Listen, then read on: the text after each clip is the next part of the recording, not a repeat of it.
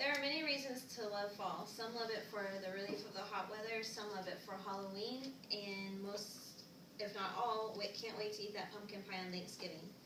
Pumpkin isn't limited to that Thanksgiving pie. You can also make a wholesome loaf of bread that you can eat any time of the year. According to the article Healthy Pumpkin Bread Recipes on healthyfoodrecipe.com, pumpkin is an excellent source of alpha and beta carotene, which is converted in the body into vitamin A. Vitamin A promotes healthy vision and immune system. It can also improve skin's health and slow the aging process.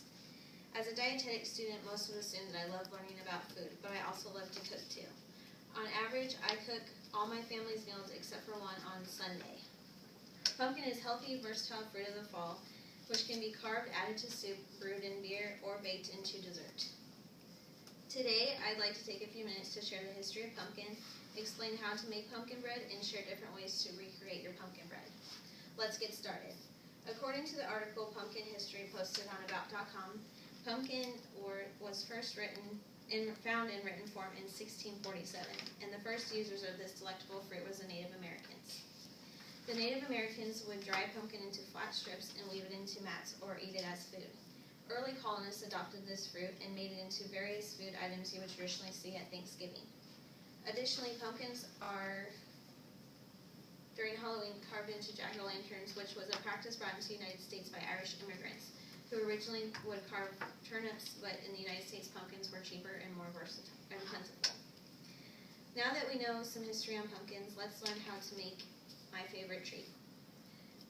To begin, you will preheat your oven to 350 degrees. Next, you will gather your equipment and ingredients. The equipment you will need to make your pumpkin bread is 2 mixing bowls, a liquid measuring cup, measuring cups for dry, measuring spoons, a mixer, a spoon, and loaf pans.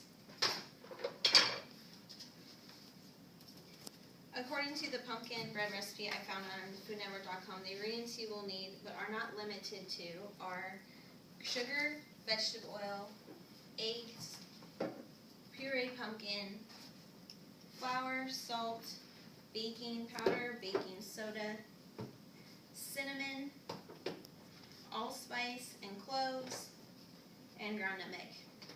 And you might want to use toothpicks to check your bread.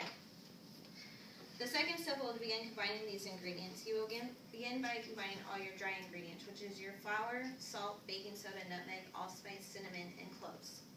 The third step will be to combine your wet ingredients, which are sugar, oil, eggs, and the pumpkin. The fourth step will be to add your dry ingredients to your wet ingredients with the water. The fifth step is to blend the ingredients together with a mixer. The sixth step will be to separate the mix into loaf pans and bake for 30 to 40 minutes or until the toothpick comes out clean. The final step will be to enjoy. Now it's time for me to share some ways where you can recreate your pumpkin bread.